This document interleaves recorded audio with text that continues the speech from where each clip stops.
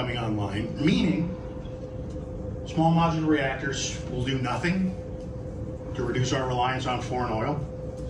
Small modular reactors will do nothing to address reliability concerns on the MISO and the PJM grids that we currently face.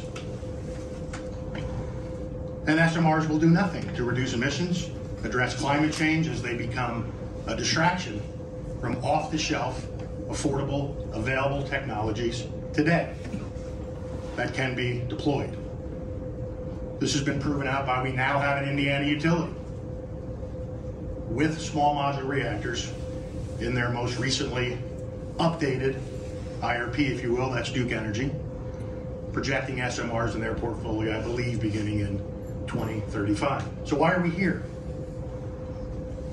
And what does this chapter of statute really address and speak to? It speaks to the CPCN approval process before the Commission, the financial incentives related to those CPCNs, and who ultimately is going to bear the costs, extraordinary costs, and risks of SMRs that are not yet commercially available and won't be for at least a decade. This code of chapter allows the IURC to issue a CPCN to an Indiana utility as long as they have a plan to file for approval. Meaning the IURC can issue a CPCN to a utility as long as they have a plan to file for approval, meaning they can then begin charging customers on their utility bills. For how long, nobody knows. We do have current experience with QUIP and nuclear power. Yes, it's a conventional reactor down in Georgia, but those folks have been charged over $4 billion on their bills since 2011 for the Vogtle reactors, which are not yet online. The prototype we're working on in the United States is largely the Idaho project, the UMAPS project with DOE, that has realized a 53% increase in expected megawatt hour cost since 2021, and a 75% increase in capital costs, with a decade of delay from their original timetable. CAC's opposition to nuclear power is well understood in this building for close to 50 years now. But I don't want to lose sight of what this bill is about, what this chapter does, and what we're really talking about. This isn't about being pro-nuke or anti-nuke. We're anti-QUIP, as I said in 1421. We'd like to see QUIP go away for all resources. The responsibility to finance and take that risk should be borne by investors, not by captive ratepayers.